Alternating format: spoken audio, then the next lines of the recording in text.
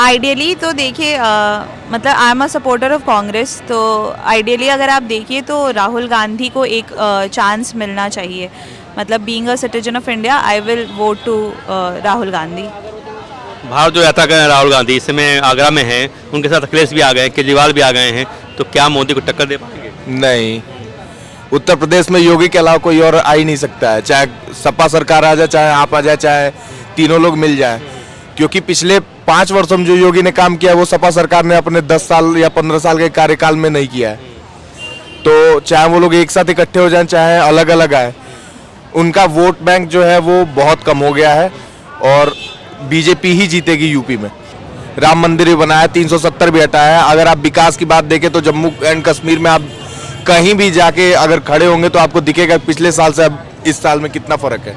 राम मंदिर से वोट मिलेगा, हिंदू मुसलमान का वोट मिलेगा बीजेपी को? रिलीजियस डिस्प्यूट करवाने के अलावा बीजेपी और कुछ भी नहीं करती है। अगर ये बात जितनी जल्दी इंडिया में समझ में आ जाए, इंडिया के लोगों को ये बात अगर जितनी जल्दी समझ में आ जाए, बस इंडिया तभी ग्रोथ करने लगे। धार्मिक मुद्दे उठा के बीजेपी वोट मांग रही है? ना, इसमें थोड़ा सा डिफरेंस ऑफ ओपिनियन है मेरा। इन्होंने जो कहा उससे थोड़ा सा डिफरेंस ओपिनियन है। ये जो राम मंदिर का मुद्दा था, ये हिंदू मुस्लिम का मुद्दा नहीं है, ये लॉन्गेस्ट पेंडिंग मुद्दा है जो किसी भी गवर्नमेंट में इतना दम नहीं था जिसको रिजॉल्व करा सके।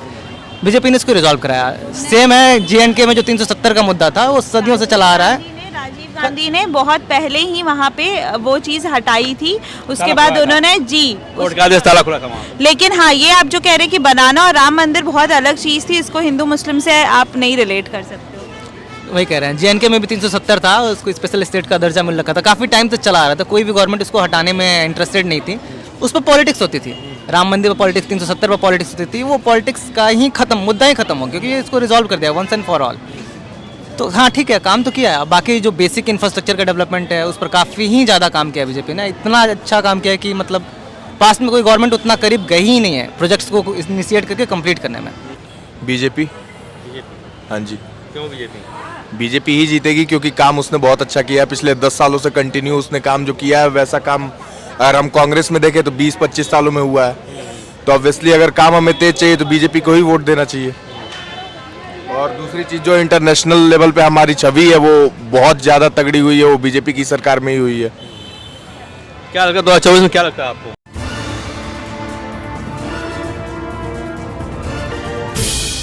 बीजेपी, हाँ जी। क्यों बीजेपी? बीजेपी ही जीतेगी क्योंकि काम उसने बहुत अच्छा किया है। पिछले 10 सालों से कंटिन्यू उसने काम जो किया है, वैसा काम अगर हम कांग्रेस में देखें तो 20-25 सालों में हुआ है। तो ऑब्वियसली अगर काम हमें तेज चाहिए तो बीजेपी को ही वोट देना चाहिए।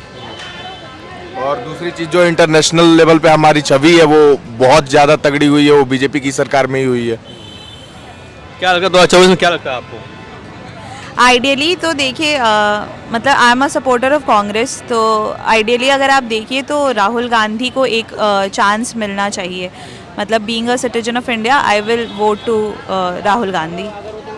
भारत जो यात्रा कर रहे हैं राहुल गांधी, इस समय आगरा में हैं, उनके साथ अखिलेश भी आ गए हैं, केजरीवाल भी आ गए हैं, तो क्या मोदी को टक्कर दे पाएंगे? नहीं, उत्तर प्रदेश में योगी के अलावा कोई और आ ही नहीं सकता है। चाहे सपा सरकार आ जाए, चाहे आप आ जाए, चाहे तीनों लोग मिल जाए, क्योंकि पिछले 5 वर्षों में जो योगी ने काम किया है वो सपा सरकार ने अपने 10 साल या 15 साल के कार्यकाल में नहीं किया है। तो चाहे वो लोग एक साथ इकट्ठे हो जाएं, चाहे अलग अलग आए, उनका वोट बैंक जो है वो बहुत कम हो गया है और बीजेपी ही जीतेगी यूपी में। यूपी में एक बार पिछली बार 2017 में अखिलेश आ गए, साथ में राहुल गांधी साथ में आ गए और कहा गया कि 2 लड़के आ गए हैं, लेकिन 7 सीट मिली कांग्रेस को और 47 सीट मिली समाजवादी पार्टी को। तो इस बार क्या गुल खिला पाएंगे? यूपी में तो चांसेस कम है, लेकिन अदर स्टेट्स में मुझे लगता है कि कांग्रेस कुछ अच्छा करके दिखाएगी। कहाँ से लग रहा है, कहाँ से कांग्रेस को अच्छा मिलेगा? कहाँ से है कांग्रेस कहीं लड़ाई में? कांग्रेस है कहीं? नहीं, ऑब्वियसली कांग्रेस है लड़ाई में, ऐसा नहीं कांग्रेस नहीं है, बट उसका जो अगर आप ऐसे देखें कि स्टेट वाइज में सबसे ज़्यादा कहीं मिलेगा तो वो नहीं मिल सकता है। बीजेपी ही हर जगह पे सबसे ज़्यादा पे रहेगी।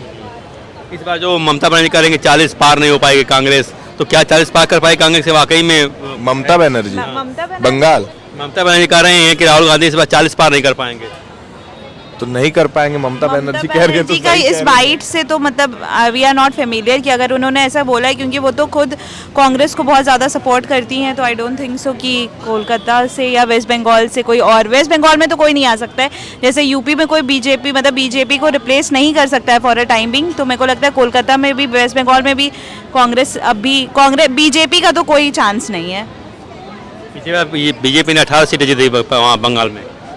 हाँ तो इस बार बढ़ेगा बीजेपी का, क्योंकि नहीं, टीएमसी जिस हिसाब से काम कर रही है या फिर जिस हिसाब से प्रोपेगेंडा है उसका बंगाल में, उसको गिराने में समय लग सकता है, बट कुछ समय बाद वहाँ पे बीजेपी की सरकार आएगी ही आएगी। देखिए बीजेपी के दावे तो हवा आयोग का पिछली बार उन्होंने विधानसभा में कहा कि 200 पार कर जाएंगे, मिली कितनी 73 सीटें मिली बंगाल में।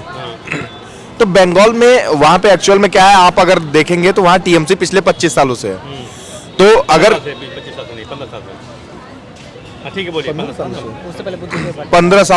15 साल से है, तो वहाँ पे टीएमसी ने जो भी अपना प्रोपेगेंडा फैलाया या फिर जैसे भी वो किसी भी चीज़ की मोनोपोली दिखाती है, वहाँ पे वोट बैंक उनका जो मेन है वो जो बंगाल से लोग आते हैं रिफ्यूजी, उनका वोट बैंक है, तो इसलिए बीजेपी वहाँ पे मात खा जाती है। बट वो बहुत जल्दी वहाँ पे कवर करेगी बीजेपी, और बंगाल में भी बीजेपी आएगी। दिल्ली में केजरीवाल हैं, राहुल गांधी एक साथ आ रहे हैं। इनका भी ओपिनियन लीजिए। हाँ दिल्ली का बताओ भाई, दिल्ली का तो मुझे अरे वो राज्य सरकार के चुनाव में कुछ भी हो, पर लोकसभा के चुनाव में तो बीजेपी का कोई रिप्लेसमेंट ही नहीं है। दिल्ली में या फिर कहीं भी इन जनरल लोकसभा के चुनाव में कोई स्टैंड नहीं करेगा। देखिए कहा तो जा रहा कि इस बार कांग्रेस और केजरीवाल एक साथ आ रहे हैं, तो कोई बात नहीं, पिछले लोकसभा चुनाव में भी तो सपा और कांग्रेस आई थी यूपी में, क्या मिला उनको? कुछ भी नहीं मिला। मुश्किल से 2-3 सीटें मिल पाई थी लोकसभा की, अदरवाइज कुछ भी नहीं मिला उनको। सेम रिपीट होगा यूपी में, और इस बार तो साउथ में भी मुझे लगता है बीजेपी का परफॉर्मेंस अच्छा होगा। स्पेसिफिकली अगर हम तमिलनाडु की बात करें तो उसमें मुझे लगता है बीजेपी ही लीड करेगी लोकसभा चुनाव में।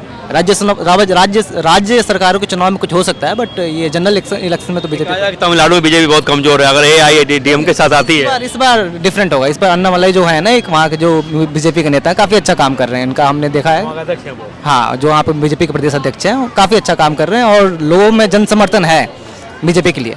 राज्य सरकार के चुनाव में डिफरेंट होता है, पर ये लोकसभा चुनाव में तो बीजेपी डोमिनेंट है, सिंगल डोमिनेंट। नहीं कहा जा रहा है कि जो 400 पार का नारा दिया है मोदी ने, वो बिना दक्षिण के पूरा नहीं होता, तो दक्षिण में कुछ कमाल कर पाएंगे? हाँ, तभी तो बता रहा हूँ मैं, तमिलनाडु में चांसेज है, काफ़ी अच्छे खासे चांसेज है। Kerala I can't say, Kerala different state है। तमिलनाडु में कैसे मिलेगा? वहाँ तो बीजेपी कुछ है ही नहीं। वहाँ इस बार लग रहा है जितने भी पास्ट के हमारे परफॉर्मेंसेज रहे हैं बीजेपी के तमिलनाडु में, इस बार वहाँ पे भी इम्प्रूवमेंट होगा। यानी 400 पार का जो नारा है उसमें तमिलनाडु सहयोग करेगा? हाँ करेगा। 400 पार करना तो खैर प्रैक्टिकली इम्पॉसिबल सा है, बट जितना पिछली बार मिला था उतना तो रिटेन करना ही काफ़ी है। दक्षिण भारत बीजेपी मुक्त है, तो कैसे 400? 400 इसलिए तो मैं कह रहा हूँ 400 क्रॉस करना थोड़ा सा डिफिकल्ट है, प्रैक्टिकल है थोड़ा सा, क्योंकि 550 सीटों में आप 400 कैसे एक साथ एक ही पार्टी को। 353 तो लाए थे ना। हाँ, तो 370 इस बार मिल सकता है आसानी से, जैसे मोदी जी ने कहा 370 मिलेंगे, तो 370 मिलेंगे। 370 मिल जाएगा मोदी को? बिल्कुल बिल्कुल। वो तो मांग रहे 370 के नाम में, मांग रहे कि हमने कश्मीर से 370 हटा दिया, 370 सीटें दे दो उनको। बिल्कुल मिलेगा। राम मंदिर भी बनाया, और क्या चाहिए? राम मंदिर भी बनाया, 370 भी हटाया। अगर आप विकास की बात देखें तो जम्मू एंड कश्मीर में आप कहीं भी जाके अगर खड़े होंगे तो आपको दिखेगा पिछले साल से अब इस साल में कितना फर्क है।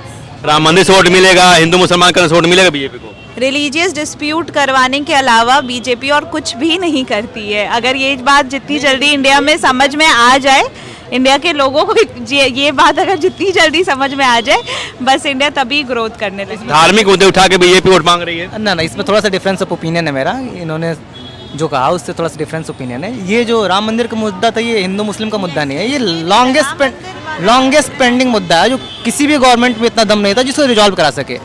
बीजेपी ने इसको रिजॉल्व कराया। सेम है JNK में जो 370 का मुद्दा था, वो सदियों से चला आ रहा है। राजीव गांधी ने बहुत पहले ही वहाँ पे वो चीज़ हटाई थी, उसके बाद उन्होंने वोट का आदेश ताला खुला था वहाँ। लेकिन हाँ, ये आप जो कह रहे हैं कि बनाना और राम मंदिर बहुत अलग चीज़ थी, इसको हिंदू मुस्लिम से आप नहीं रिलेट कर सकते हो। वही कह रहे हैं, JNK में भी 370 था, उसको स्पेशल स्टेट का दर्जा मिल रखा था, काफ़ी टाइम तक चला आ रहा था, कोई भी गवर्नमेंट उसको हटाने में इंटरेस्टेड नहीं थी।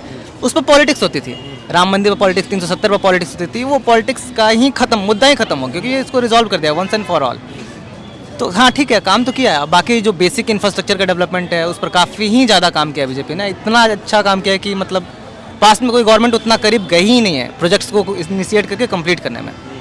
काम कहा जा रहा है कि मोदी के जो मुद्दे हैं वो हवा हवाई हैं, उसमें दम नहीं है, केवल इमेज बनाया जा रहा है, टीवी की वजह से बनाया, गोदी मीडिया है उसकी वजह से। किसने छवि बताया बनाई जा रही है। आपको? अगर आप किसी की कोई चीज देख के अगर आप बोल रहे हैं तो गोदी मीडिया थोड़ी हो गई। जो भी आपको अगर कोई भी चीज एनालिसिस करना है तो आप अपने आसपास के 100 चीजों को देखिए, आपको खुद पता चलेगा। गोदी मीडिया कहने कोई फायदा ही नहीं है आपको। जो लोग भी ये चीज बोलते हैं उन लोगों को बस कल ये है कि मुझे दूसरे सरकार का सपोर्ट करना है, उसके लिए मैं चाहे 10 लोगों को गलत साबित कर दूं, चाहे मैं गोदी मीडिया कह दूं, चाहे ये कह दूं कि वो धार्मिक प्रोपेगेंडा फैला रहा है। आप अपने आसपास के 100 लोगों को देखो और अपना वातावरण देखो, आपको क्या फील होता है कि मोदी ने कोई गलत कहा है या फिर मोदी ने आपके आसपास में 100 किलोमीटर में कहीं दंगे कराए हैं? कहीं नहीं करा है। वो तो आपसी आपका मानसिक सोच है कि आप क्या सोचते हैं मोदी के बारे में या फिर किसी भी चीज के बारे में। विपक्ष जो है जनता की नब्ज नहीं टटोल पा रहा, लोगों बीच नहीं जा रहा कि वो बस घर में बैठ कर आकलन कर रहा कि नहीं मोदी ये है वो है, तमाम है, ईवीएम हैंग हो गया है, फील्ड में नहीं निकल रहा क्या विपक्ष? ईवीएम तो उनके टाइम पे भी था, पता नहीं कैसे हैक हो गया, मुझे तो नहीं पता चला। अगर हैक हुआ है तो कोर्ट में जाके इनको लड़ना चाहिए था। जब सुब्रमण्यम स्वामी ने बोला था तब इनको लड़ना चाहिए था ना वहाँ पे, क्यों नहीं कोई गया था लड़ने? बस ऐसे हवा। अब यही सोचने वाली बात है कि लोग कह रहे हैं कि गोदी मीडिया है, जो चीज़ ये बोल रहे हैं वो भी तो मीडिया के थ्रू ही आ रहा है। कोई जाके ये थोड़ी सुन रहा है कि राहुल गांधी ने क्या बोला है, वो भी मीडिया के थ्रू ही आ रहा है। तो मीडिया को गोदी बोले, चाहे ये बोले कि जो भी भाषा का उपयोग कर रहे हैं नरेंद्र मोदी जी वो धार्मिक। लेकिन जो विपक्ष है जैसे राहुल गांधी है, उनकी जनता उनके जो बाहर जो जाता है उसमें भीड़ जा रही है, तो कैसे मान लें कि हम हार गए हैं, सरेंडर कर दे? उनको लग रहा है कि जनता हमारे पास है, हम लड़ सकते हैं। दूसरी सबसे बड़ी पार्टी अगर वहां भी भीड़ नहीं जाएगी तो फिर कोई फायदा थोड़ी है। तो भीड़ तो जाएगी, वो नेता है उनके पीछे तो भीड़ जाएगी, लेकिन फर्क ये है कि क्या वो भीड़ जो है वोट में कन्वर्ट होने वाली है? नहीं, इतनी कन्वर्ट नहीं होगी। मोदी जी जो काम करते हैं या फिर जो उनके बात करने का तरीका है या फिर जो भी चीज वो व्यक्त करते हैं वो चीज बहुत ही अलग है और राहुल गांधी जी वहां तक नहीं पहुंच पाए।